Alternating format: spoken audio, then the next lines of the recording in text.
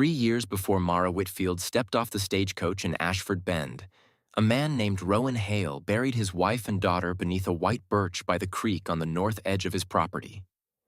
He buried them on a Tuesday. He remembered it was a Tuesday because Clara had always done the washing on Tuesdays, and there was a basket of wet linens still sitting on the porch when the neighbors carried the bodies out of the black ruin of the house. He had stood with that basket in his hands for a long time, not knowing what to do with it, not knowing what to do with anything, until the preacher had gently taken it from him and set it aside. 3 years later, that basket was still on the porch. Nobody had the heart to move it, and Rowan himself never went near it. He worked in the forge now. He worked in the forge because the forge was the only place where the ringing of hammer on anvil was louder than the ringing inside his head. He worked at night because the daytime had too many hours in it, and each hour was a small grave he had to climb out of. He shod horses he did not need shod. He hammered iron into shapes that served no purpose except the shaping.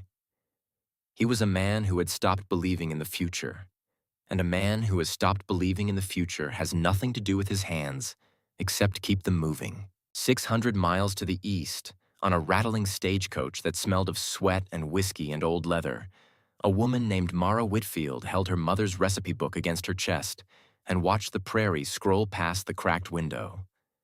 She did not know Rowan Hale. She did not know his name or his face or the birch tree by his creek. She knew only that the last town had turned her away, and the town before that, and she was running out of towns. She was running out of money, too. And she was running out of something harder to name. The thing inside a person that makes them keep getting on the next stagecoach after the last one has dumped them in the wrong place. But she still had her mother's book. And as long as she had that, she had a reason. The stagecoach came into Ashford Bend at first light, rattling past the water tower and the cattle pens and the false fronts of the buildings on Main Street, and pulling up in front of the station in a cloud of yellow dust. The driver climbed down and did not meet her eyes when he handed down her trunk. The station master found his ledger book suddenly fascinating when she approached the window. When she asked about a boarding house, he pointed with his thumb toward the end of Davis Street without looking up and said, "Try the Widow Brennan's," in a voice flat as a shingle. Mara knew the voice. She had heard it in Kansas City. She had heard it in Dodge. She had heard it in every two-bit railroad town between the Missouri River and the Rocky Mountains. It was the voice of a door closing before your hand had reached the handle. She hoisted her trunk onto her shoulder anyway and started walking. The town was waking up around her as she walked. Smoke lifted from chimneys. A thin dog trotted across the street with something dead in its mouth. A woman on a second-floor balcony shook out a rug and then froze when she saw Mara passing below. Two men loading a wagon outside the feed store stopped their loading and watched her go by in complete silence. At the front of a small restaurant near the middle of town, a girl of perhaps 13 was sweeping the boardwalk, and her broom went still when Mara drew near, and the girl's face had on it an expression that was not cruelty, but was not kindness either. It was something worse than both. It was pity. The whispers started before Mara was 3 buildings past. "My lord, did you see? Should have bought 2 tickets. Imagine showing your face." Mara's jaw tightened, but she did not turn her head. She had developed, over the years, a particular kind of deafness. It was not a true deafness, of course. She heard every word. But she had learned to let the words pass through her the way wind passes through an open door, disturbing nothing, leaving nothing behind. A person could not stop the world from saying ugly things, but a person could refuse to give the world the satisfaction of watching the ugly things land. High up, on the second-floor balcony of the Ashford Bend Bank and Trust, a man stood watching her pass. He was a tall man with iron-gray hair and the kind of clothes that cost more than most of the town made in a year. His name was Aldrich Crane. He had not moved in some time. His hands rested on the railing of the balcony, and his eyes followed Mara down the street with an expression that was not quite curiosity and not quite contempt. It was the expression of a man who had seen a ghost and who was slowly, carefully, making sure the ghost was real. He watched her all the way to the end of the street. Then he went inside and closed the balcony door behind him and did not come out again for the rest of the morning. The widow Brennan's boarding house was painted a color that had once been yellow and was now the color of old bone. Mara set her trunk down on the porch and knocked. The woman who opened was thin as a fence rail, with iron gray hair drawn back so tightly it seemed to pull her eyebrows up along with it. She took one look at Mara and her mouth pursed the way a mouth purses around a bad taste. "We're full," she said. "Your sign says rooms. I can see empty windows from the street. Those rooms are spoken for."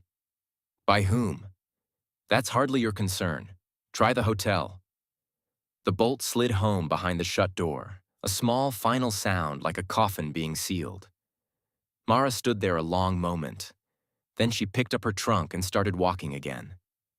The hotel clerk was a nervous man with a weak chin who did not look up from his paperwork when he told her every room was taken. The restaurant owner listened to her offer of kitchen work with the expression of a man smelling something unpleasant, and told her positions were filled, although the help wanted sign was still in the window. The girl with the broom appeared in the kitchen doorway, tried to say something on Mara's behalf, and was sent scurrying back inside by her father's sharp word. The mercantile said no. The feed store said no. The livery said no. The laundry said no. The seamstress said no. By noon, Mara had walked the length of Ashford Bend twice, and every threshold in town had held just long enough to tell her she was not welcome across it. She ended up on a bench outside the train station with her trunk at her feet and her mother's recipe book in her lap. The sun was almost directly overhead now, and the heat came up off the dirt street in waves. She counted the coins in her purse. She counted the miles on the schedule board. She did the arithmetic of how far a person could travel on what she had left, and the arithmetic came out to not very far at all. "You're wasting your time, you know." Mara looked up. An older woman had sat down on the bench beside her without Mara noticing. The woman was perhaps 60, with the weathered face of someone who had spent a lifetime outdoors, and she wore men's trousers and a flannel shirt that had been patched more times than it had been new. She was rolling a cigarette with the easy deftness of long practice. "Excuse me? Ashford Bend. You're wasting your time here. They've already decided who you are. Nothing you do in the next week or the next year is going to change their minds." "I haven't done anything." "Exactly." The woman struck a match on the bench and lit her cigarette and blew smoke up toward the cloudless sky. "That's the trouble with places like this. People decide who you are before you open your mouth, and then they spend the rest of their time proving themselves right." She took another drag. "My name's Esther Moran. I've got a small spread 15 miles north of here. You got somewhere to go tonight?" "I don't know yet." Esther looked at her sideways. "You really a cook? I heard you at the restaurant." "I am." "How good?" "Good enough that my mother trained me from the time I could stand at a stove. Good enough that I fed railroad crews and mining camps for 5 years without a single complaint. Good enough that I don't need to boast about it to strangers." Esther laughed, a dry, crackling sound like a piece of paper catching fire. "I like you. You got sand." "Sand doesn't get me a bed." "No, it surely doesn't." Esther tapped ash off the end of her cigarette. "Listen, there's one place you might try. 12 miles southwest of here. Walking H Ranch. Fellow name of Rowan Hale. He's had no cook since his last one quit 3 months back, and his crew is living on burned beans and their own bad cooking. He doesn't give a damn what anybody in town thinks about him. Hasn't for years." "Why not?" Esther was quiet for a moment. She looked out across the train platform at the prairie beyond, and something moved across her face that Mara could not read. It was not quite sadness. It was something older than sadness. Something that had been worn smooth by time, the way a stone in a creek gets worn smooth. "That's his story to tell," Esther said finally. "Not mine. Point is, he measures people by what they can do, not what they look like. He might turn you away, he might not, but it's the only door in this part of the world that's still got a chance of opening." Esther stood up and brushed ash off her trousers. She took one step away from the bench and then stopped and turned back, and her eyes on Mara were suddenly very sharp and very careful. "I knew your mother," she said. Mara went still. "What?" "Your mother, Eleanor. I knew her a long time ago, in Cheyenne. She had hands like yours. The way you held that book just now, I watched you from across the platform. It was the same way she used to hold her ledger. How do you know my mother's name was Eleanor? Esther did not answer. She only smiled, a small and strange smile, and said, "Follow the creek road southwest until it forks. Take the left branch. The walking H sign is a mile past the fork. And child, whatever you do when you get there, don't apologize for existing. Rowan Hale has no patience for that. Neither did your mother, if I remember right." Then she walked away across the platform, and Mara sat on the bench holding her mother's book and watching Esther Moran disappear between the buildings. And she did not know then that the old woman in the patched shirt had just put the first stone in place of a bridge that would take her the rest of the way home. She set out walking at 1 o'clock. The sun was at its highest and hottest, and her dress was soaked through before she had gone 2 miles. She had paid a boy at the station 50 cents to watch her trunk. She carried only the carpet bag and the recipe book. The prairie stretched on either side of her in every direction, endless and indifferent, and the wind pulled at her hair and at the dust of the road, and she walked and refused to think about what she would do if this last door closed too. The fork appeared after an hour and a half. The walking H sign appeared a mile past the fork, a tall wooden arch with the brand burned into the crosspiece. Beyond it, the road dipped down into a shallow valley. Buildings clustered around a yard, a stone house, a big barn, corrals, the small dark shapes of cattle grazing on the far hills. It looked prosperous. It also looked empty. She walked under the arch and down into the yard, and she heard, very faintly, the ringing of a hammer on an anvil. She followed the sound around the side of the barn. The forge was an open-sided building with a stone hearth and a chimney and a low tile roof. A man stood at the anvil with his back to her, stripped to the waist, working a piece of glowing iron. He was tall and broad-shouldered, his skin burned dark by years of sun. His hair was long and tied back at his neck, dark brown going to gray at the temples. He brought the hammer down 3 more times, precise and controlled, and then plunged the iron into a water barrel that hissed up a cloud of steam. Only then did he turn. The first thing Mara saw about him was the scar. It ran from his left eyebrow down through his cheekbone, a thin white line against his weathered skin. The second thing she saw was his eyes. They were pale gray, almost the color of the sky in winter, and they were empty in a way she recognized, because she had seen the same emptiness in her own eyes in every mirror for the last year of her life. It was the emptiness of a person who had stopped waiting for anything good to happen. "You're on private property," he said. His voice was rough, like it had not been used much lately. "I know. I came looking for work. Don't need any. You need a cook." He went still. He set the hammer down on the anvil. He picked up a rag and wiped his hands with methodical care, and he did not take his eyes off her. "Who told you that?" "A woman named Esther Moran." The rag paused, just for a moment. Then it went on. "Esther needs to mind her own business," he said, but there was no heat in the words. He tossed the rag aside. "Even if I did need a cook, what makes you think you can handle it?" "Because I can feed 10 men in my sleep. I know my way around a wood stove and a Dutch oven. I can stretch supplies when they're running low. I've worked mining camps and railroad crews. I know how to cook food that sticks to a working man's ribs without making him sick. That's a low bar, but it's higher than most camp cooks manage." The corner of his mouth might have moved. It was hard to tell. "Name?" "Mara Whitfield." "Where from?" "Kansas City most recently. Dodge before that. 12 places before that which don't matter anymore." "Why Ashford Bend?" "Same reason anyone comes to a place like this. Thought it might be different." "Was it?" "No." He nodded once, as if this confirmed something he already suspected. He leaned against the workbench and crossed his arms and studied her for a long moment, and Mara made herself stand still and refused to look away. "I run a crew of 9, he said. "They work hard. They eat like horses.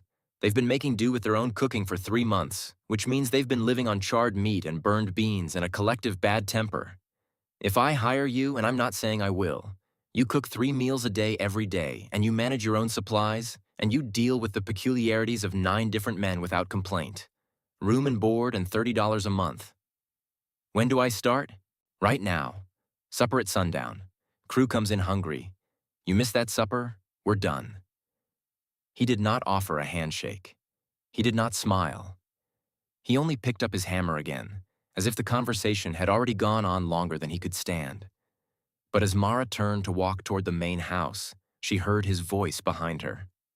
Miss Whitfield. She stopped. What made Esther send you here? Mara thought about it. She thought about what the old woman had said about her mother's hands, and about the careful way Esther had looked at her, as if she were trying to see someone else through her. I don't know, she said. She said I reminded her of somebody. Rowan Hale did not answer. He only picked up his hammer and brought it down on the cold iron with a force that made the whole forge ring. The kitchen in the main house was exactly the kind of kitchen a person dreams about when they have been cooking on campfires and railroad stoves for 5 years. 6-burner cast iron range, 2 ovens, a work table scarred by decades of use, a pantry the size of a small bedroom, lined with shelves of flour and sugar and salt and dried beans and canned goods, a root cellar underneath, a smokehouse out back with a deer haunch and half a pig hanging in the cool dark. It had all been left behind by a cook who had walked out in a hurry, and nobody had touched it since. Mara stood in the middle of that kitchen with her carpet bag on the work table and her mother's recipe book open beside it, and she let herself be still for 1 full minute and put her hand flat on the wood of the table and close her eyes. Mama, she whispered, I found the kitchen. The table did not answer.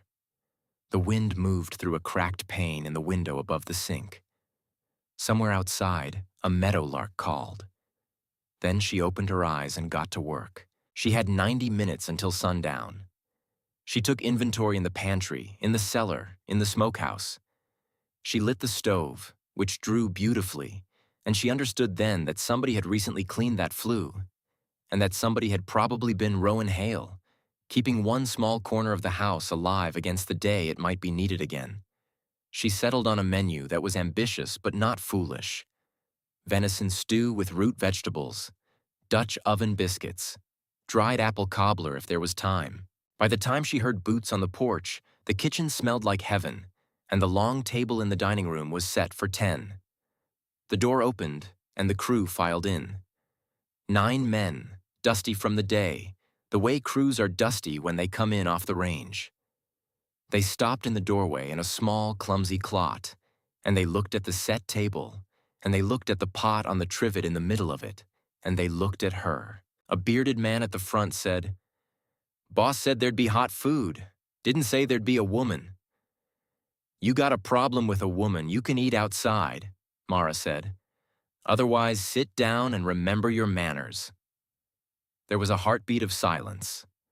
Then Rowan came in behind them and said very quietly, Sit down. They sat. She served venison stew and biscuits with butter and cold spring water. They ate the way men eat when they have not been fed properly in months, with a concentrated, almost religious seriousness.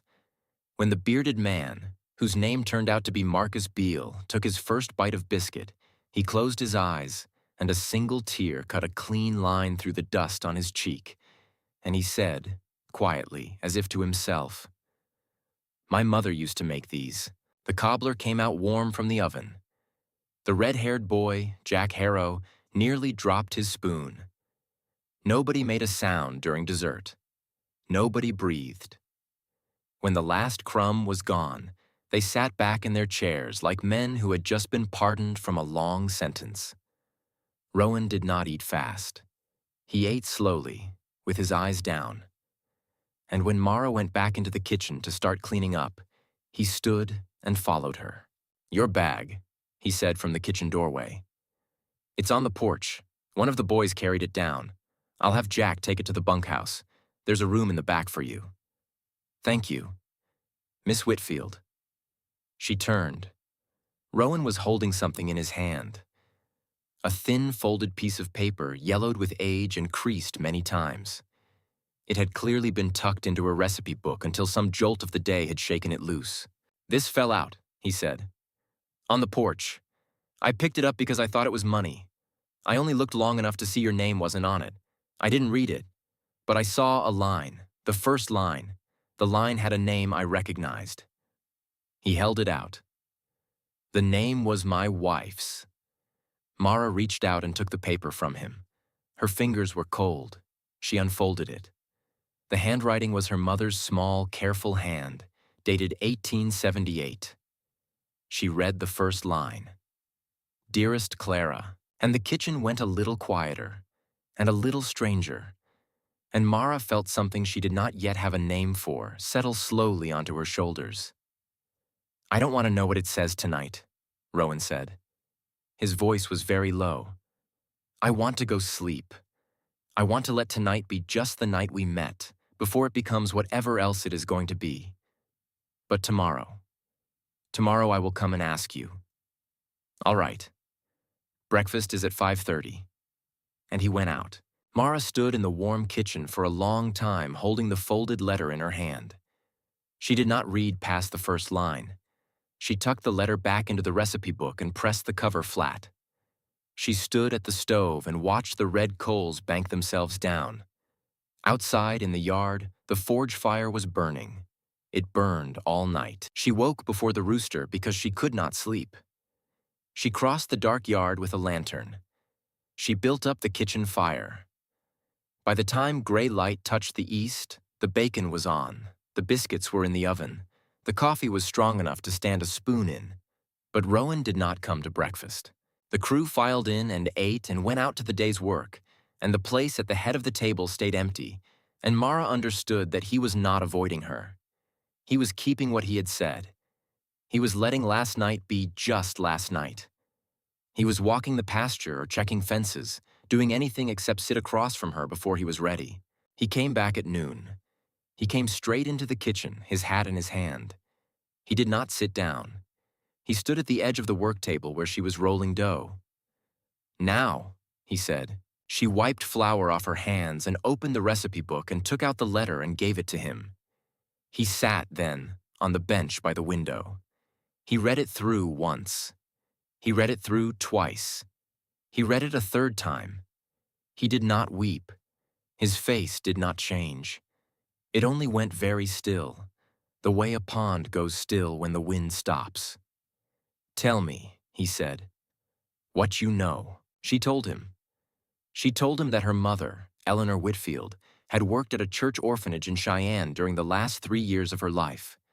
She told him that her mother had sometimes spoken of a woman named Clara, who had come through that orphanage in the winter of 1878, a young, frightened woman married to a man she loved, who had arrived one night alone with a newborn baby she could not keep.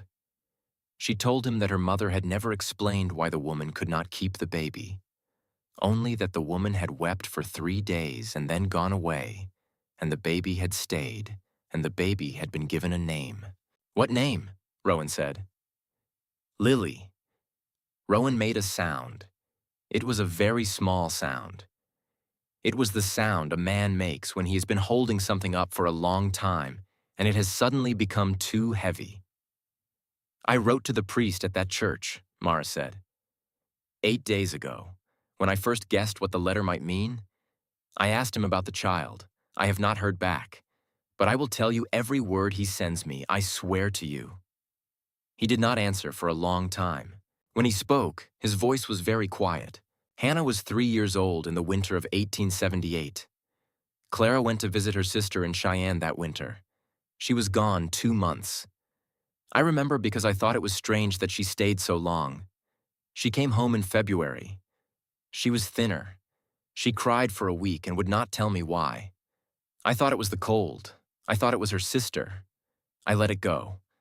I let it go because she wanted me to let it go, and because I had never known how to ask her a hard question. He closed his eyes. "She had another child," he said. "Before Hannah died, before the fire. She had a child, and she gave it away, and she never told me. I don't know why she did it, Rowan. My mother never said. Maybe your wife thought she couldn't manage. Maybe she was protecting you. Maybe she was protecting herself. I don't know. He sat on the bench in the kitchen for a long time without moving. The pendulum of the wall clock ticked. Somewhere out in the yard, Jack was shouting at a horse. Finally, he stood up. He folded the letter. He did not give it back to her. He put it in the inside pocket of his shirt, against his chest. "Thank you for telling me," he said. And he went out. The forge fire burned that night too. Mara saw the red glow of it through her bunkhouse window, across the dark yard, and she lay in her narrow bed and listened to the faint ring of hammer on iron. And she understood that in the smithing room of that man's heart, he was beating something out on an anvil, and there was nothing she could do to help him do it. The first week at the Walking H settled into a rhythm the way a creek settles into a new bed after a flood. Mara was up at 4:30 in the dark, dressed by lamplight, across the yard by 5. The kitchen was warm and alive by the time the first gray crept into the eastern sky. By 5:30, when the crew came in with their hair wet from the wash basin outside the bunkhouse, breakfast was on the table. They ate the way a congregation takes communion. Quietly, gratefully, without looking up. By the third morning, even Marcus had stopped weeping into his biscuits. They were not easy men, those 9. They were not meant to be easy. The frontier did not send its easy men out to ride fence in the high country. Jack Harrow was 20 and had a mouth full of opinions and a heart so soft he had to hide it. Marcus was 47 and had buried a wife in Missouri before the war and had not remarried. Tom Reyes had come back from the war in 1865 and had been quiet ever since. Diego Vela could speak to a spooked horse the way a priest speaks to a dying man. Henry Platt said less than any of them, and said more with his silence than a man has a right to say. James Kerr, William Cobb, Pete Donnelly, and Sam Yates rounded out the 9, each of them a particular kind of quiet. Mara learned them the way she had learned her mother's recipes, by the hands, by the eyes, by what they left on the plate. Jack she learned first, because Jack was the one who volunteered to help her with the garden. The garden was a patch behind the house that had gone to weeds. Rowan had said on the second morning that if she wanted to grow anything, she was welcome to it. Jack showed up the first afternoon with a shovel and a boy's eagerness to be near a new person who had not yet learned to be tired of him. They dug together. They pulled weeds together. They talked about what the soil would take and what it would not. On the 4th afternoon, Mara set the recipe book open on the edge of the garden bed while they worked. Jack glanced at it. Then he looked away. Then he glanced at it again, and his face changed, in a way she did not miss. "You can't read it, can you?" she said, without looking up from the carrot bed she was weeding. Jack stopped digging. "No, ma'am." "How long?" "Always. My mama tried to teach me. She wasn't much for letters herself. She knew some. Not enough." He was looking at the ground now. "She died when I was 9. She left me a letter. Had the preacher write it out for her. I've been carrying it 10 years. Never read a word of it." Mara sat back on her heels. She looked at him, this tall, red-haired boy with dirt on his knees and shame on his face, and she thought about her own mother, who had taught her to read at the kitchen table by the light of a single candle because there was no money for lamps. "Jack Harrow," she said, "if you come to the kitchen after supper every night this week and you don't tell a soul, I will teach you to read your mother's letter." He looked up. His eyes were too bright. "You mean that?" "I mean every word of it." He did not say thank you. He could not. He only nodded once, hard, and went back to digging, and after a minute he had to turn his face away so she could not see it. That night, and every night after, Jack came to the kitchen at 9 o'clock. They sat at the work table with a tin cup of coffee between them and the recipe book open to a clean page at the back where Mara wrote out letters in her mother's hand. A is for apple. B is for bread. C is for cast iron. Jack had a quick mind. He had a mind like a fence rail, straight and strong and unbent. Once you got something into it, it stayed. Nobody else knew. Not Marcus, not Tom, Not Rowan. It was a secret kept in the warm dark of a kitchen at 9 o'clock, and it was one of the first secrets that anyone had ever trusted Jack Harrow with without expecting something in return. Rowan Hale noticed her. He told himself he did not, but he did. But he noticed on the fifth day when she was cutting onions at the work table, and the way she held the knife stopped him in the kitchen doorway so suddenly that he had to put one hand on the frame to steady himself. It was the grip. It was the tilt of the wrist. It was exactly the way Clara had held a knife in this same kitchen for 7 years, and for a heartbeat, standing in that doorway, he could not breathe. He did not let her see him. He stepped back into the hall and walked out to the barn, and he did not come back until supper. On the 7th day, he heard her humming under her breath over a pot of beans. It was an old song, a song his mother had sung to him in Virginia a lifetime ago. He had not heard it in 40 years. He had not even remembered it existed. And now here was a stranger in his kitchen humming the melody as if it belonged to her. He noticed everything, and he said nothing, because saying anything would have meant admitting that he had started to notice the world again. And he had been very careful, for 3 long years, to refuse the world. On the 8th day, Aldrich Crane rode into Ashford Bend from a trip east, and by noon he had heard about the new cook at the Walking H. He heard about her in the bank, where one of his clerks mentioned it. He heard about her at lunch, where the hotel proprietor described her at length. He heard about her at the barber shop. And the longer he heard about her, the stiller his face became. That evening, Crane sent a boy to fetch the town constable to his office. The boy was a skinny 14-year-old named Peter Muldoon, who ran errands for a nickel a trip, and Peter Muldoon went about his errand and thought nothing of it until he was halfway down the street, at which point he noticed that Mr. Crane's face, when he gave the order, had been a color Peter had never seen on a human face before. Gray. Almost the color of ash.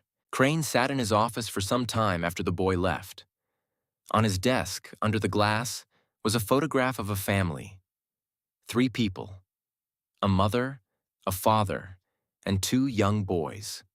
It was an old photograph, taken in Cheyenne in 1873. The mother's name had been Margaret Crane.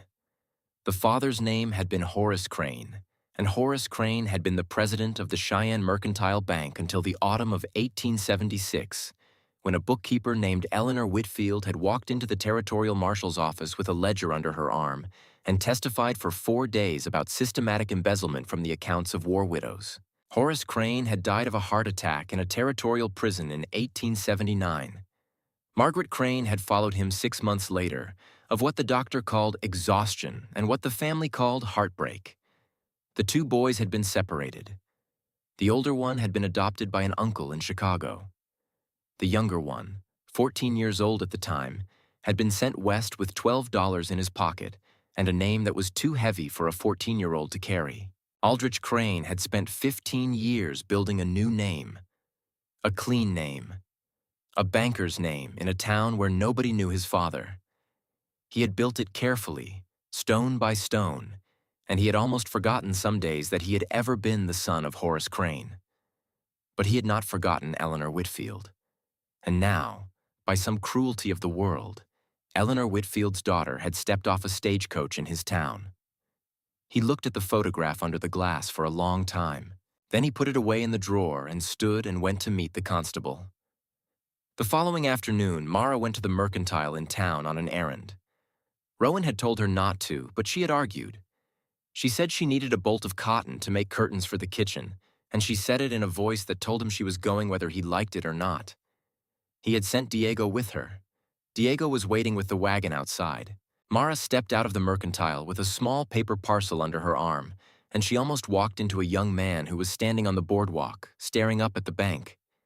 He was 19, perhaps 20 at the oldest, thin, wearing a shirt that did not quite fit him. He had the kind of face that had not yet decided what it wanted to be. He turned when she nearly bumped into him, and their eyes met, and he took a step back and opened his mouth and almost said something. Almost. He stared at her for what could not have been more than 3 seconds, but felt much longer. Something was working in his face. He was trying to make himself speak. Mara did not know what he was trying to say. Then the door of the bank opened, and Aldrich Crane stepped out onto the boardwalk, and the young man flinched as if he had been struck.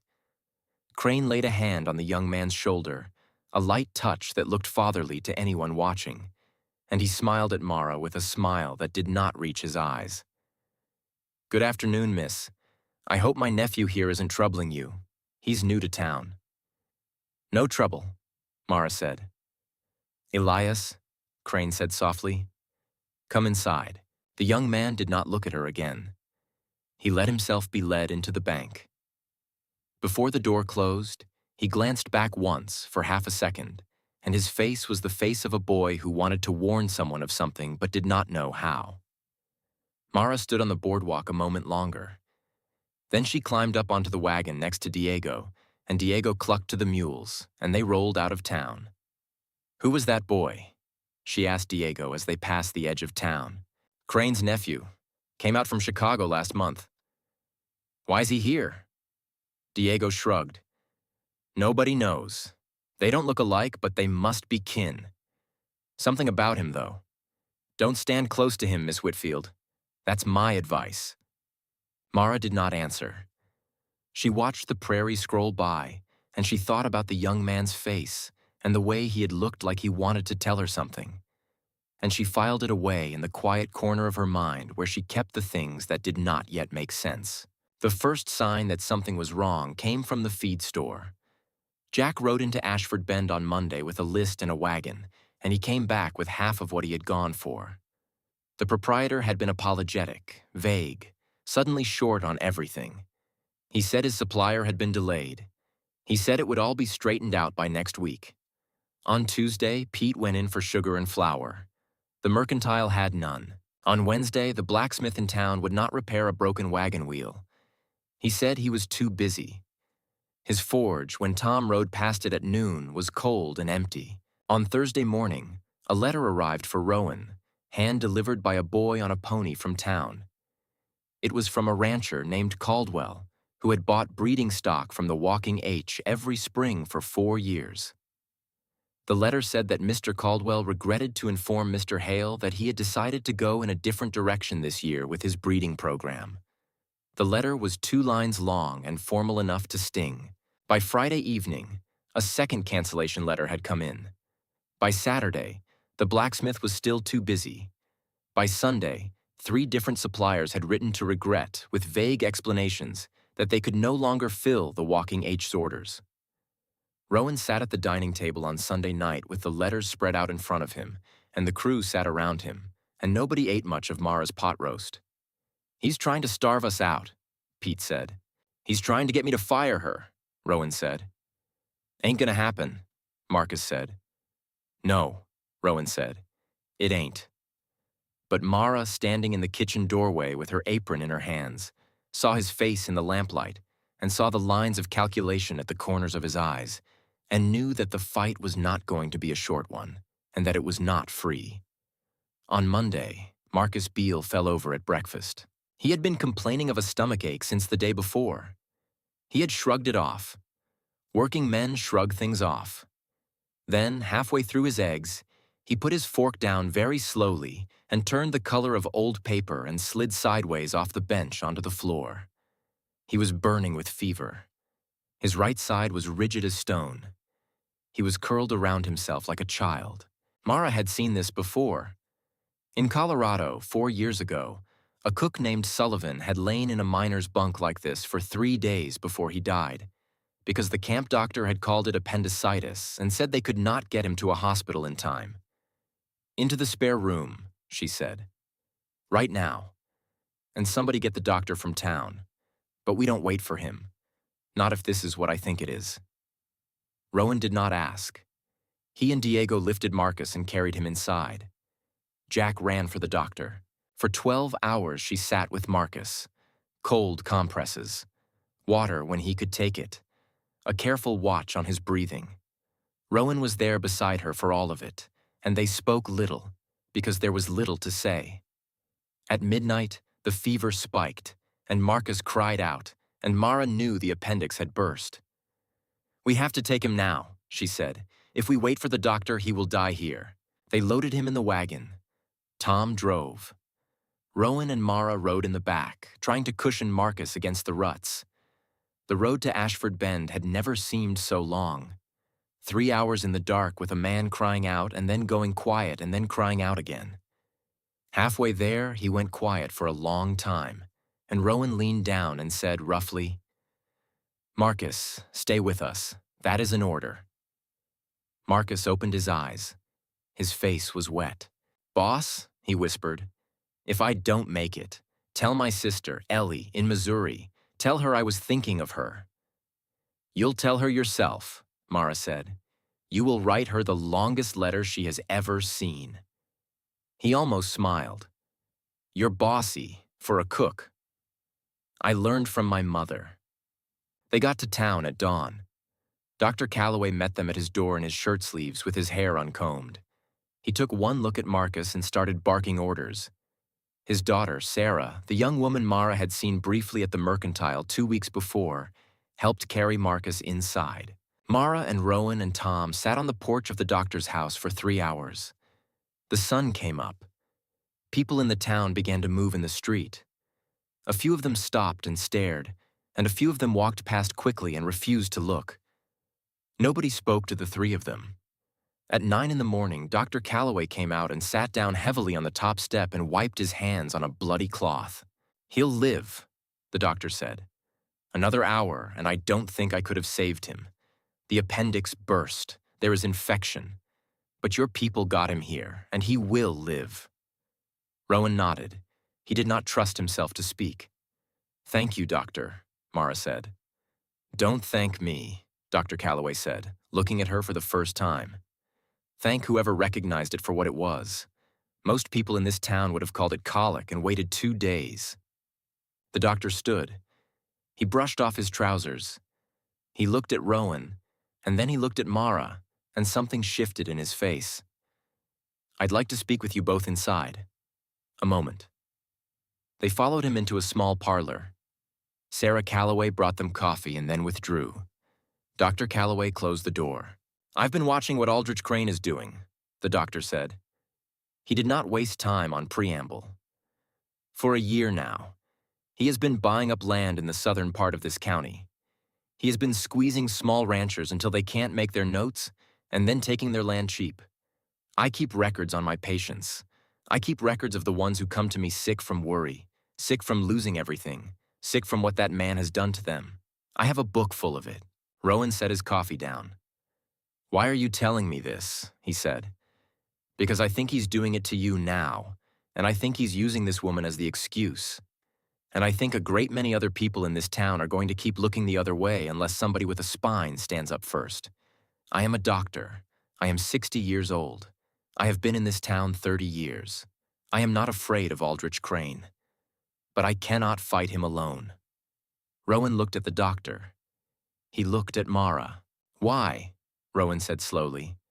"Does he want my land in particular?" "That," said Dr. Calloway, "is the question you should be asking. And I believe the answer is water. The southern half of your land sits on a spring-fed aquifer that runs under half the county. The railroad is surveying a new spur up from Great Falls. They will need water stops. A man who controlled that water could charge any price he wanted." Rowan sat back in his chair. "He wants the ranch. He has always wanted the ranch. The woman is only the excuse he needed to start pushing." Mara sat very still.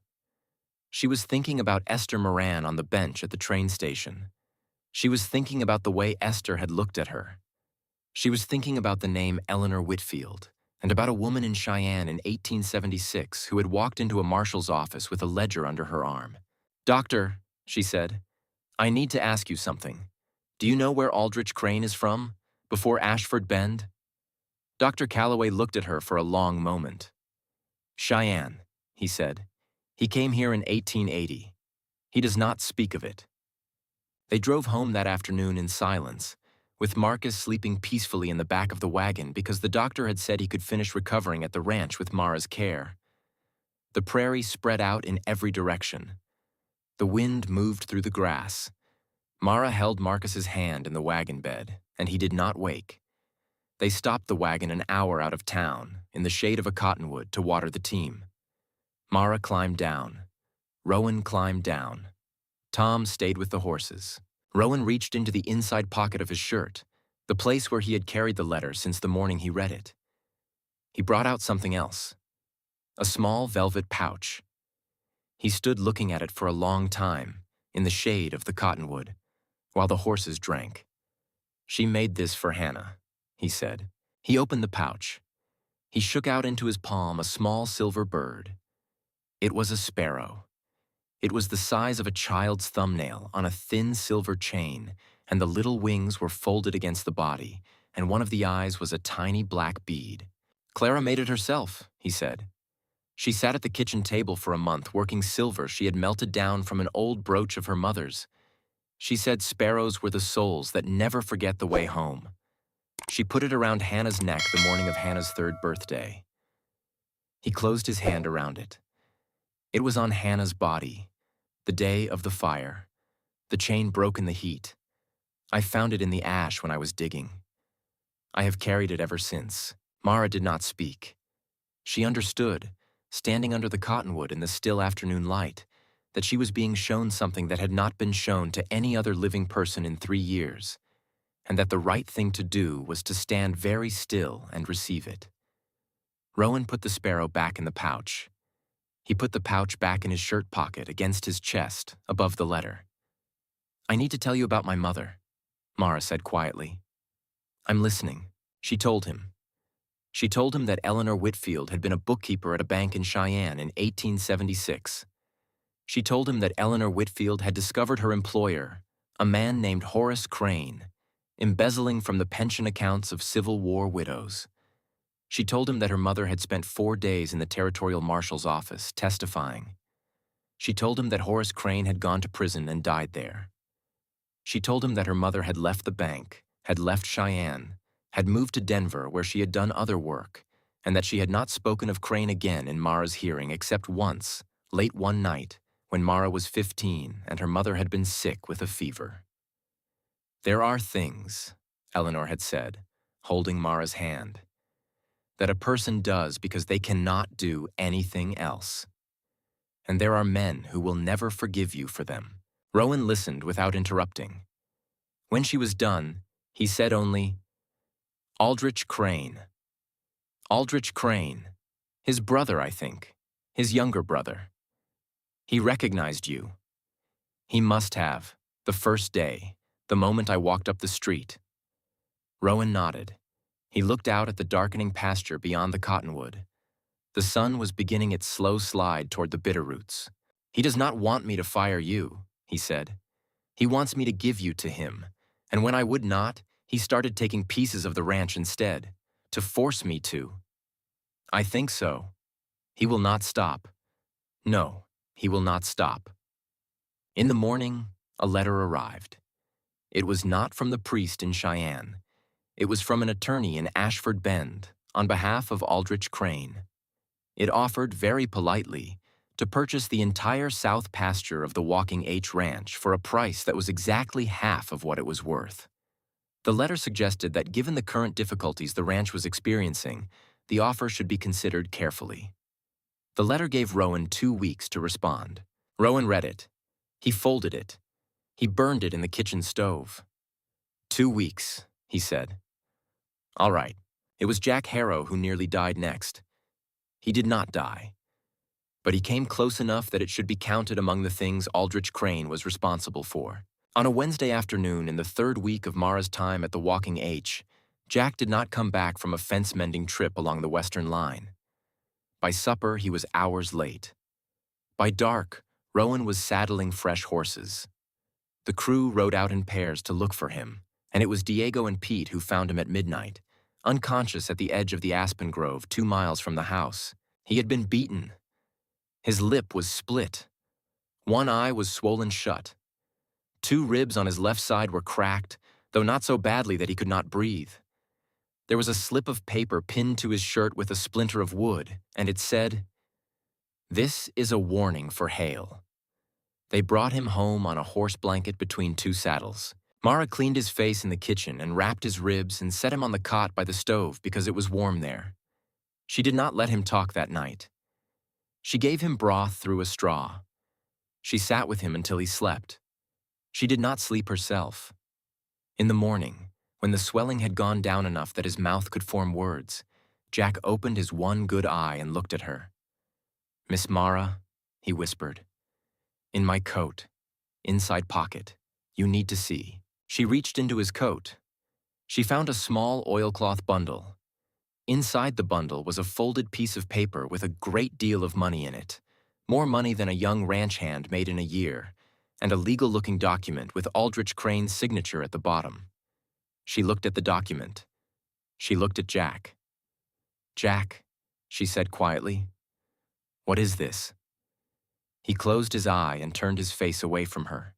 "He came to me, before you got here, weeks before.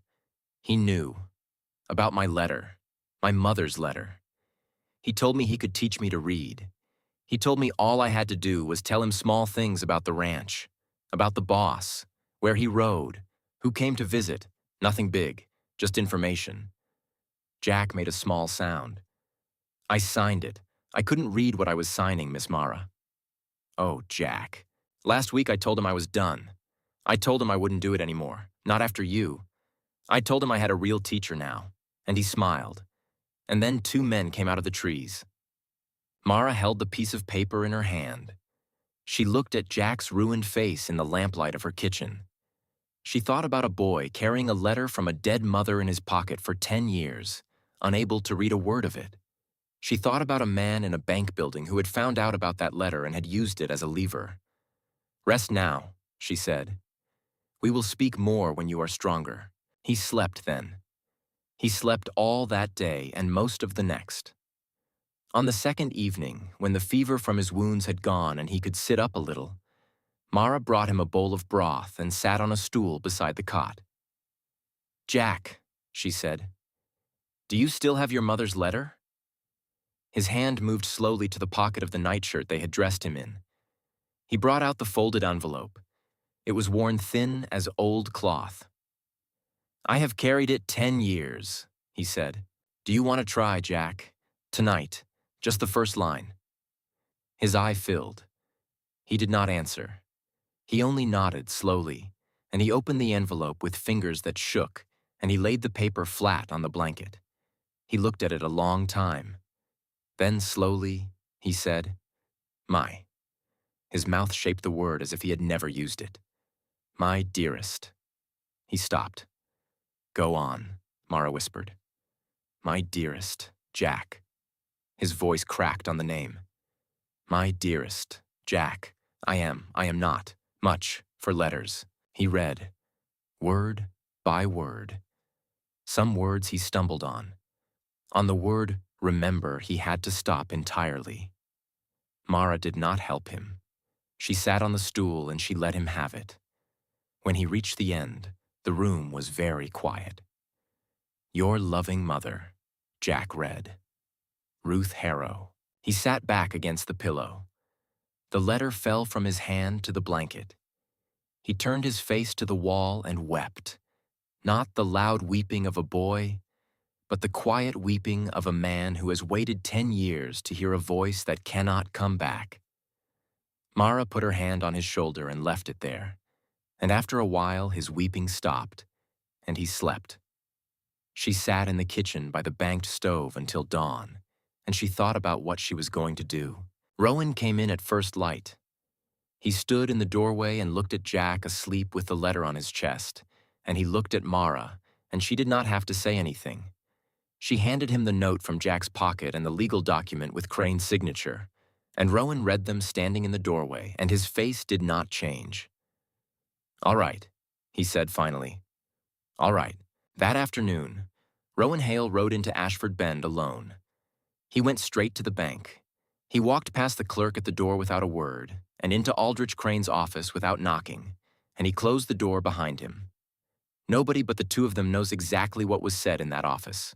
But when Rowan came out 10 minutes later, Aldrich Crane was very pale, and Rowan Hale's face was stone. Rowan mounted his horse and rode home, and that was the day the town began, very quietly, to sense that a war had begun, and that it would be fought in the open soon. 3 days after that, Esther Moran came riding up to the Walking H on her old sorrel mare. She came at noon. She asked for coffee. She sat in the kitchen while Mara poured it, and she looked at Mara across the table, and she looked tireder than Mara had ever seen her. "I need to tell you something, child," Esther said. "I have been carrying it a long time, and I have decided today that I am not going to carry it anymore." Mara sat down. "Clara Hale," Esther said, "was my sister." The kitchen was very still. My younger sister, 15 years younger than me. I half raised her after our mother died. I loved her more than any living thing. When she married Rowan and came out here, I moved to this territory to be near her. She died in that fire, and I could not stay close after that. I bought my little place 15 miles north, and I have been watching Rowan from a distance for 3 years, praying he would find his way back. I am the only family he has left, though he does not know it.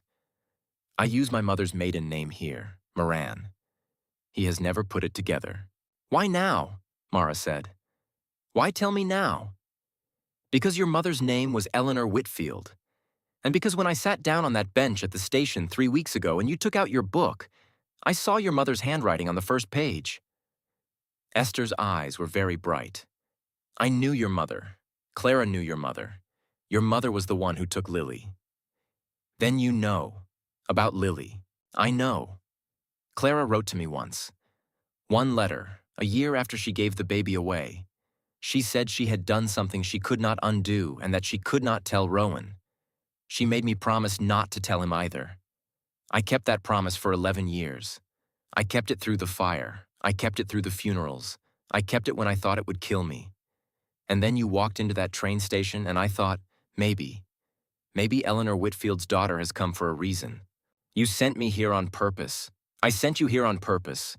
Mara looked at this stranger who had suddenly become something else entirely, and she did not know what to feel. There was anger, a small hot one, at being used.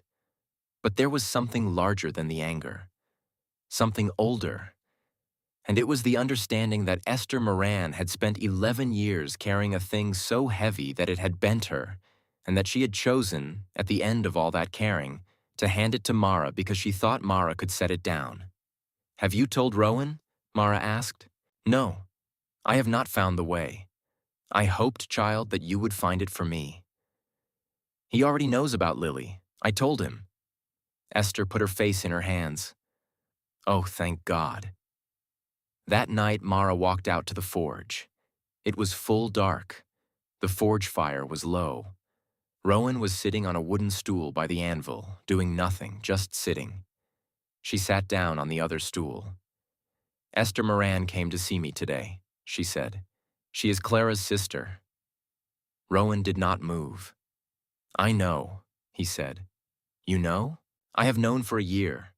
I saw her at a cattle sale in Great Falls. She did not see me. I recognized her face. She has Clara's eyes. I have not spoken to her about it. I did not know what to say. She was grieving the way I was grieving. I thought if she wanted me to know, she would come. She has come now." "Yes." They sat in the half-dark of the forge, the low red of the coals painting their faces. "Rowan," Mara said, "go see her, tomorrow. You have 3 people to grieve together, Clara, Hannah, and Lily, and then you come home." "And what will you do?" "I will cook." He looked at her. In the dim red glow, his face was softer than she had ever seen it. "Miss Whitfield," he said, "you are a fierce woman. I know. I am glad you came here. I know that too." He reached across the small space between the 2 stools and laid his hand over hers on her knee. He did not hold it. He only laid his hand there, rough and heavy and warm, and the coals ticked softly as they cooled, and neither of them moved. The priest's letter from Cheyenne arrived 3 days later. Father Thomas Bryce, in a patient, plain hand, confirmed everything Mara had suspected and more. He wrote that a young woman named Clara had come to his orphanage in the winter of 1878 with a newborn daughter. He wrote that the child had been named Lily, and that she had been a quiet, watchful child fond of small birds. He wrote that Lily had died of whooping cough in the winter of her 4th year and had been buried in the small cemetery behind the church. He wrote that Clara had left with the child a small silver sparrow on a thin chain and had asked that the child wear it always. He wrote that the sparrow was still in his desk drawer, 6 years later, because he had taken it from the child's body at the burial, because he had not wanted it to be lost in the ground. He wrote that he had waited these 6 years for someone to come and ask.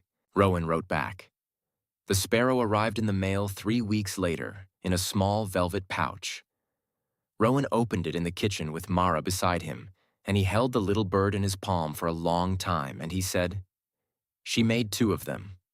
Clara made 2 sparrows, 1 for each of her daughters. She told me the silver was only enough for Hannah. She was lying, Mara. She was lying to me in our own kitchen about our own silver, because she had another daughter to protect." Mara said nothing. There was nothing to say. He put the second sparrow back in the pouch and set the pouch on the shelf above the stove, next to Hannah's. The 2 pouches sat there in the warm dark of the kitchen, 2 small silver birds side by side for the first time in 11 years. Outside, the first cool wind of autumn moved through the cottonwoods by the creek, and the leaves, which had been green all summer, had started, without anyone quite noticing, to turn. The Ashford Bend County Fair was held the 3rd week of September on the fairgrounds east of town. It had been held every September for 11 years. There were livestock shows and horse races and a brass band that came up from Helena, and there was a cooking competition in a big white tent, with 3 judges and a public tasting and a blue ribbon for the overall winner. Mara decided in the 2nd week of September that she was going to enter. She decided it in the garden. She was picking tomatoes. Jack was beside her, healed now from the beating, thinner and quieter than he had been before, but steadier in a way that was new. He had been reading every night. He was almost to the end of her recipe book. He had started writing his own sentences on a slate Rowan had bought for him in Great Falls. "I'm going to enter the fair," she said. Jack looked up. "The cooking contest?" "Yes?" "Miss Mara, they will find a way to cheat you. Let them try." Jack was quiet for a long moment, picking tomatoes. Then he said, "You want me to tell the boss?" "I'll tell him." She told him that night. He did not try to argue her out of it. He only listened and nodded and said, "All right, we will all go with you, the whole crew. They are not going to make a sideshow of you alone." 2 nights before the fair, very late, Jack came to the kitchen door. He stood at the screen with his hat in his hand. Mara was at the work table testing pie crust. She wiped her hands on her apron. "Come in, Jack." He came in. He sat down at the work table. He laid his mother's letter on the scarred wood between them, and his hands were shaking. "Miss Mara, I can read it now. I read it this morning in the barn, by myself, the whole thing. I read it 3 times. Jack, I wanted to read it to you, out loud, before the fair. I do not know why. I only know that I wanted you to hear it." She sat down across from him. She folded her hands on the table.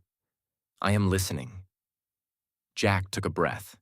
He picked up the letter with fingers that did not quite trust themselves. He began, "My dearest Jack." His voice was low and steady, and almost a man's voice now. "I am not much for letters, so the preacher is writing this for me. I want you to know, when you are a man, that your mother loved you. I was not a good mother in many ways. I did not know my letters. I did not have much to give you. But I loved you, my boy. I loved you more than anything in the world. Please grow up good. Please be kind. Please be the man your father never was. That is all I ask. I am not afraid to die. I am only afraid that you will not remember me. Do not forget me, Jack. Your loving mother, Ruth Harrow." He set the letter down. He looked at Mara, and his eye was clear. I remember her, Miss Mara. I did not need the letter to remember her, but I needed to read it. I needed to read it with my own eyes, so that I would know I was a man she would be proud of. Mara could not speak for a moment. Then she said, Jack Harrow, if your mother could see you tonight, she would be the proudest woman in this world. He nodded. He folded the letter carefully and put it back in his shirt pocket. He stood. At the door, he turned. Miss Mara, whatever they do to you at that fair, we are with you. I know. Good night, ma'am. Good night, Jack. On the Tuesday before the fair, Rowan walked into the kitchen in the morning with a small velvet pouch in his hand. Mara was at the stove. He did not speak at first. Then he came over and stood beside her and held out the pouch. She knew which pouch it was. She knew before she opened it. Wear this on Saturday, he said. She opened it. Hannah's sparrow lay in her palm. Rowan, Clara made 2 of them. One is with Lily in Cheyenne, in the priest's keeping now. I do not need both of the ones that came home to me. I need one of them to go out, Mara, to be worn, by a woman who is alive, a woman who is in this kitchen. He was looking at the stove, not at her. I would like it to be you. She closed her hand around the sparrow. The silver was cool. It warmed against her skin. I will wear it, she said. He nodded once and went out to the barn. She wore it to the fair. They went in on the Saturday morning in a small procession. Rowan drove the wagon. Mara sat beside him in her best dress, a plain blue cotton that she had altered herself, with the silver sparrow on a chain at her throat. The crew rode behind on horseback.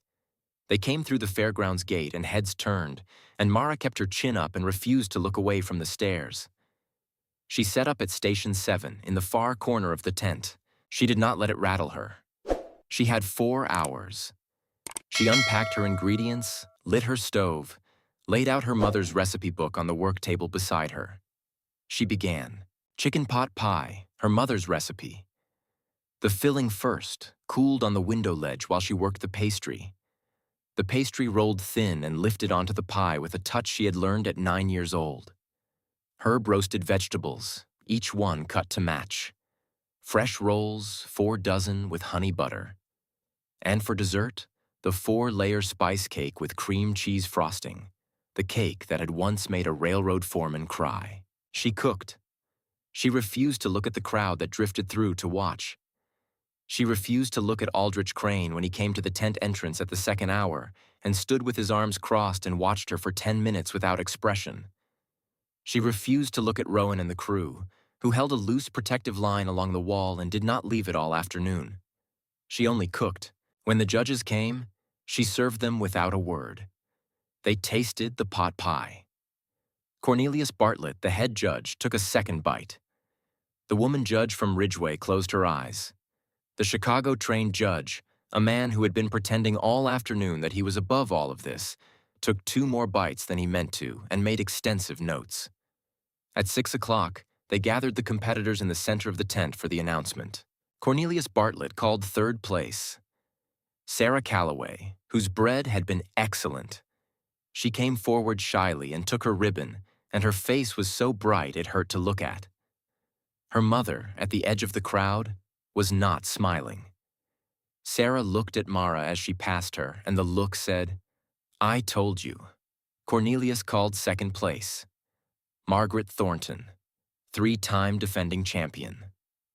The woman accepted her red ribbon with a tight, furious smile. Then Cornelius paused and adjusted his spectacles and said, 1st place overall, blue ribbons in all 3 categories, Miss Mara Whitfield of the Walking H Ranch. The silence that followed lasted 1 full heartbeat. Then Jack Harrow let out a whoop that shook the canvas. Marcus was clapping so hard the bench he stood behind shook. Tom was whistling. And then, slowly, because a crowd moves slowly when it is deciding which way to break, the rest of the tent began to clap too, at the edge, Aldrich Crane's face had gone the color of ash. Mara walked forward. Cornelius handed her 3 blue ribbons and a small purse. The woman judge leaned in and said very softly, "In 20 years of judging, Miss Whitfield, I have never tasted a pot pie like that one. Your mother taught you." "Yes, ma'am, she did." "She taught you well." Mara turned and walked back toward Rowan. He was not smiling. His mouth was a hard, quiet line, but his eyes, as she came through the parting crowd, were the eyes of a man looking at a sunrise after a long winter, and she knew. They rode home that afternoon along the creek road with the ribbons in a basket in the wagon bed and the sparrow warm against her skin. The sun was lowering. The cottonwoods along the creek had begun to turn yellow. The crew sang off key and did not care. Mara sat next to Rowan on the driver's seat and watched his profile in the late light, and her heart was very full, and the day was very quiet, and she thought, for the first time since she had stepped off that stagecoach 800 miles ago, that she had finally arrived somewhere. The storm came down on them 3 hours after they got home. It came down off the Bitterroots with the speed and violence of an ambush. By sundown, the sky in the west had gone the color of iron.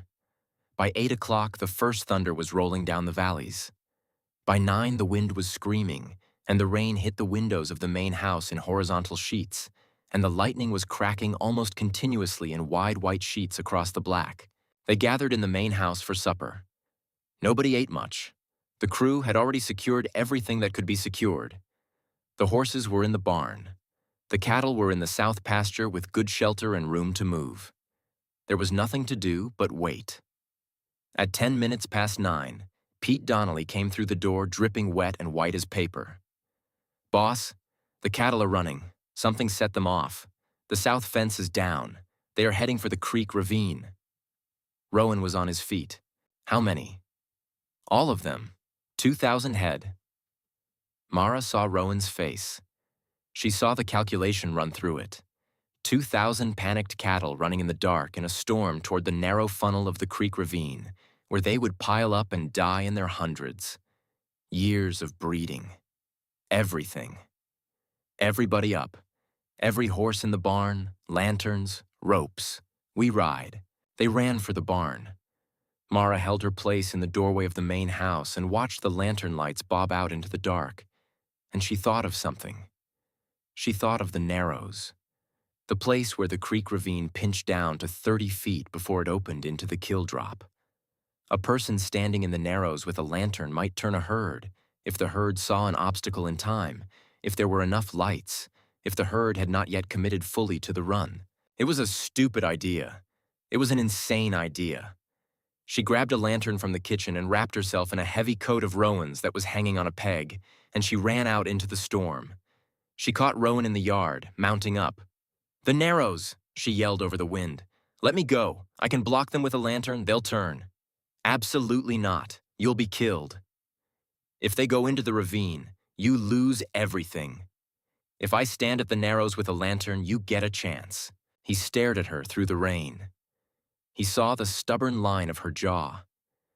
He had seen it in the kitchen when she set a pot down. He had seen it the first day at the forge when she had said, "You need a cook." "Marcus's horse," he said. "Tom, ride with her. Mara. If you cannot block them, you get out of the way. Do you hear me? You get out." "I hear you." She rode out into the dark with Tom on her right. The prairie was a wall of rain. Lightning split the sky every few seconds and turned the world stark white for half a heartbeat. Tom led her along the creek road as if he had mapped every inch of it in his head. "Narrows!" he shouted. He pointed. "Set up on that outcrop. I'll ride back and bring the others around the east. Mara, if they don't turn, for God's sake, you ride." "I will." He wheeled and vanished. She was alone. She tied the horse. She climbed the outcrop. She lit the lantern and set it on the highest rock. She took off the heavy coat and held it up like a flag in her 2 hands. She made herself as large as she could. She began to shout into the storm, wordless sounds, the noise of an obstacle. The ground began to tremble before she could hear them. Then she heard them. A rumble that built into thunder, that built into a sound like the end of the world, and she saw them, a black rolling mass in the lightning flashes, pouring down the valley toward the Narrows. She held her place. She held the coat up. She shouted. She kept the lantern in view. The lead cattle saw the light. They veered. The herd behind them broke and fractured. Most of it peeled off to the east into open ground, the storm carrying it back around. Not all of it. A knot of 50 or 60 head kept coming straight on. Panic had taken them completely. They were going to go through her. Her legs locked. Then she saw, in a lightning flash, that one of the fence posts at the head of the Narrows, a post that should have been solid as stone, was not broken. It had been cut. Clean, straight cut. By a blade. And lying half buried in the mud beside it was a knife with a black bone handle. The initials AC were carved into the bone. She bent and picked up the knife. She straightened holding it, and in the next lightning flash there was a figure at the edge of the outcrop with her. He was 19. He was soaking wet. He was holding a pistol and pointing it at her. It was the young man from the boardwalk in Ashford Bend. Elias Crane. "Put the lantern down," he shouted. Mara kept hold of the lantern. "Put it down," Elias shouted. "Please, please, ma'am, he will kill me if I don't." "Who will kill you?" "My uncle." "Your uncle," she said, "is not going to kill you. Your uncle is going to go to prison, but you are going to pull that trigger, and you are going to kill a woman tonight, Elias, and that is going to be yours to carry for the rest of your life. Your uncle will not be there to carry it for you. He will never carry anything for you. Do you understand me? He will take your life and spend it and throw the rest away." The cattle were 40 yards out. They were turning. Most of them were turning. Elias's hand shook. "I never wanted this," he said. "I never." "I know you didn't," Mara said. "Put the gun down, son." Behind her, close and calm, came Rowan's voice. "Elias, put it down." Elias Crane turned his head. He saw Rowan 6 feet away with a rifle at his shoulder.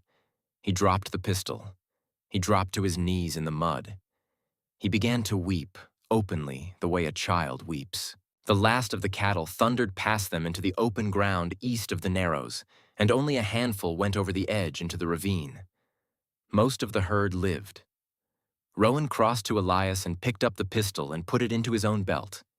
He took Elias by the arm and lifted him to his feet. He did not strike him. He only held him.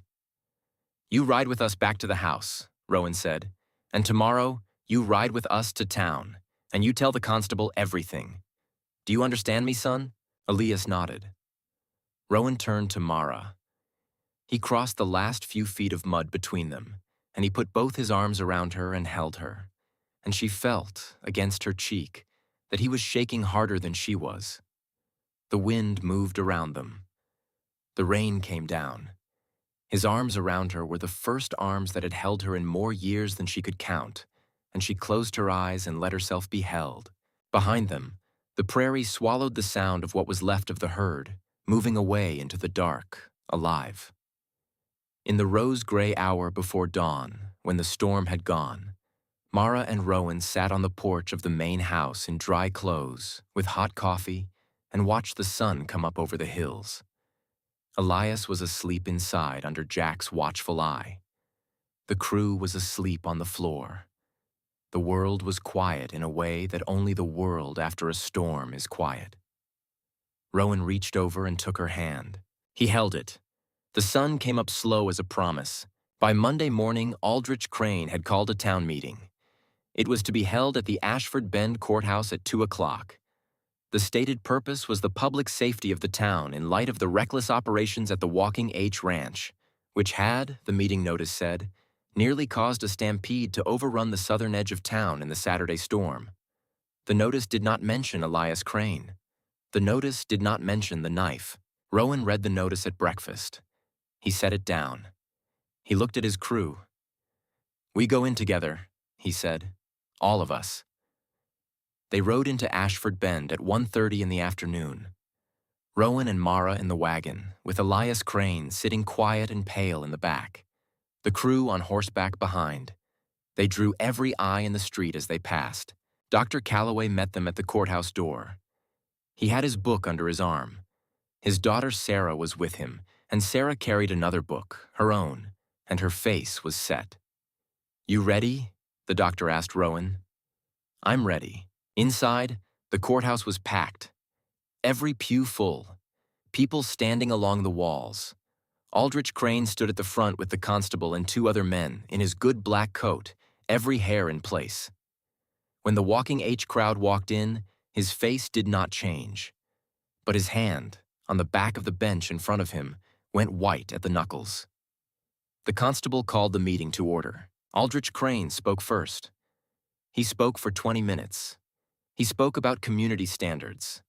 He spoke about the dangers of an operation that hired people of questionable background. He spoke about the stampede on Saturday night. He spoke about how this could not go on. He spoke well. He had always been a good speaker. When he was done, there was a pause, and then Rowan Hale stood up in the aisle. "I would like to ask a few questions," Rowan said. The constable nodded. Rowan turned to the room. He did not look at Crane. "How many of you know," he said, "that the stampede Saturday night was caused by a cut fence? Cut with a knife. A knife with the initials AC carved into the handle." A murmur went through the room. "I have the knife," Rowan said. "I will give it to the constable after this meeting." He turned. "How many of you know," he said, "that the man who cut the fence is the nephew of Aldrich Crane, and that he will testify today that his uncle paid him to do it?" The murmur became a roar. Crane was on his feet. "This is absurd. I will not." "Sit down," Rowan said, and his voice cut across Crane's like a blade, and Crane sat. Elias Crane stood up in the back of the room. His whole body was shaking. He walked to the front. He faced the room. "My name is Elias Crane," he said. "I am the nephew of Aldrich Crane. Some weeks ago, my uncle paid me to cut the fence at the Walking H Ranch and to scare the cattle toward the ravine. He paid me $100. He told me nobody would get hurt. I am 19 years old and I did it, and I am ashamed of it. And if you want to punish me for it, I understand. But my uncle has done worse, for longer, to more people, and I am done protecting him." The pause after that was a different kind of pause. Dr. Calloway stood up. "I have been a doctor in this county for 30 years, he said. "In the last 5 years, I have treated no fewer than 11 men who lost their land to Aldrich Crane. 2 of them took their own lives. 1 of them I buried last spring. I have kept records on every one of them. I have the records here. I am prepared to give them to a federal marshal this afternoon." Sarah Calloway rose next. "I am Sarah Calloway," she said. "I have my father's notes, and I have my own. I was 11 years old when my father first started keeping those records. I wrote them down for him because my handwriting was better than his. I will testify to everything in them." Then, from the back of the courthouse, Esther Moran stood up. The whole room turned. Esther walked up the aisle. She walked slowly. She walked past Aldrich Crane without a glance. She went to the front and stood beside Rowan, and she took a breath, and she looked out over all those faces she had lived among for 3 years without most of them knowing her true name. "I have not told you my name before," she said. "I have called myself Esther Moran. That is my mother's name. My true name is Esther Hale. I am Rowan Hale's sister-in-law. I am the elder sister of his wife, Clara. I came to this territory after my sister died because Rowan Hale was the last piece of her I had left, and I could not leave him alone out here even if I could not speak to him. For 3 years I have watched him. I have watched him almost die of his own silence. And 3 weeks ago, in that train station across the street, I sent him a cook." She paused. The whole room was utterly still. "I sent her to him," Esther said, "because I knew her mother in Cheyenne a long time ago, and because I believed, rightly, that this woman would save his life." Esther turned to Aldrich Crane. For the first time, her voice hardened. "Aldrich," she said, "I knew your brother, too. Horace Crane was a thief, and my sister lost 2 friends to what he stole. Your brother was a thief, and you are a thief with him. You are done in this town." She turned back to Rowan, and her eyes softened. "I loved my sister," she said. "I love her still. And if she could stand here today, she would tell you what I'm going to tell you now. She would tell you to marry this woman and to go on living. She would tell you to go on living." Rowan bowed his head. The constable of Ashford Bend placed Aldrich Crane under arrest that afternoon on charges of conspiracy, fraud, arson, and attempted murder. 3 weeks later, a federal marshal arrived from Helena with warrants on 4 additional counts. The bank was taken into receivership. The land Crane had accumulated through coercion was returned, piece by piece, to the families who had lost it, in a process that took over 2 years to complete. The widow Brennan stopped Mara on the street in Ashford Bend the following spring and apologized, awkwardly and in a voice so quiet no one else could hear, for closing her door. Mara accepted the apology with a grace she did not know she possessed. The hotel clerk never apologized. Mara did not expect him to. Elias Crane served 6 months in the territorial jail at Helena. When he came out, Rowan hired him as a hand at the Walking H. Elias worked there for the next 22 years, married Sarah Calloway in 1887, and became, in time, the ranch foreman after Marcus retired. The wedding was held on the porch of the main house in October. It was small. The cottonwoods by the creek had gone gold, and the hills beyond the pasture were dusted with the first snow of the year. Dr. Calloway performed a reading. Sarah Calloway stood as Mara's maid of honor. Esther Hale stood as Rowan's best woman, and nobody in the small gathered crowd thought anything strange about it. When the time came for the letters, Jack Harrow stood up. He stood where everyone could see him. He was 20 years old, red-haired, thin, taller than he had been in August. He held a folded piece of paper in his hand. The paper was soft as old cloth from 10 years of being carried in a pocket. "Miss Mara asked me if I would like to read something today," Jack said. His voice was steady. "This is a letter my mother wrote me before she died. I have carried it 10 years. Until this autumn, I could not read a word of it. Miss Mara taught me. I would like to read 1 line of it now, for her and for Mr. Hale and for all of you." He opened the letter. He looked down at it. He did not stumble. "Please grow up good," Jack read. "Please be kind. Please be the man your father never was." He looked up. "My mother's name was Ruth Harrow. I wanted you all to hear it." He folded the letter. He sat down. He put his hand flat against his shirt pocket and kept it there. Mara could not see for a moment because her eyes were full. On the supper table after the ceremony, she had set 3 small plates with 3 white cloths on them. 1 for Clara, 1 for Hannah, 1 for Lily. Nobody touched those 3 plates. They sat undisturbed all through the meal, and when the meal was done, Rowan stood up and picked them up himself and carried them out to the birch tree by the creek, and he set them there at the base of the trunk, and he held his place there a long time in the cold October wind, and when he came back his face was wet and calm. He took Mara's hand at the table.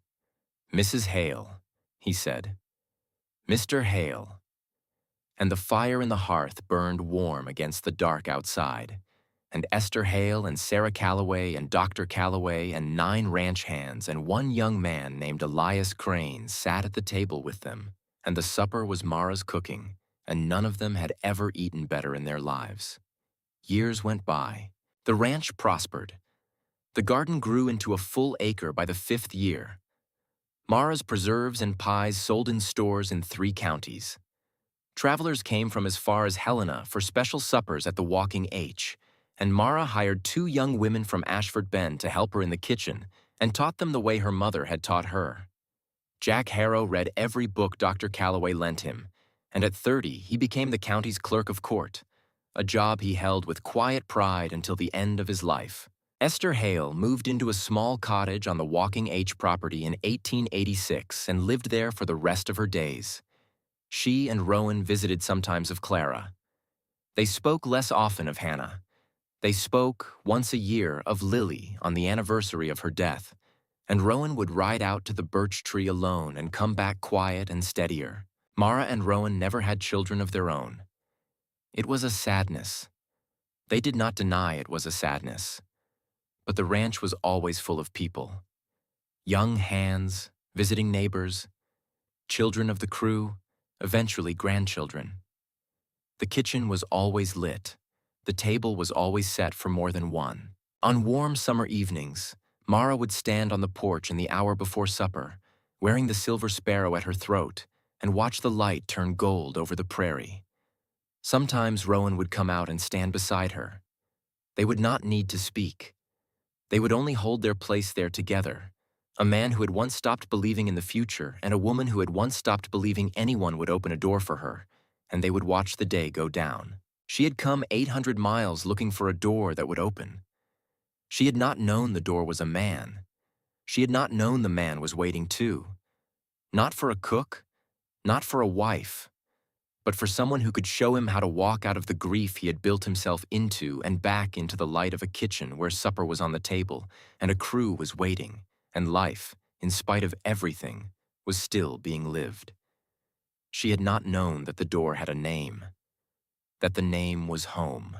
That home was not a place on a map, but a piece of ground under your feet and the people who stood on it with you and the work of your own hands. But she knew it now. She knew it every night when she set the table. She knew it every morning when she lit the stove. She knew it when the wind moved through the cottonwoods by the creek and the meadowlarks called out across the grass and Rowan Hale's boots sounded on the porch behind her and she turned and he was there and the door was open and the door had always been open and it was always going to be. The end.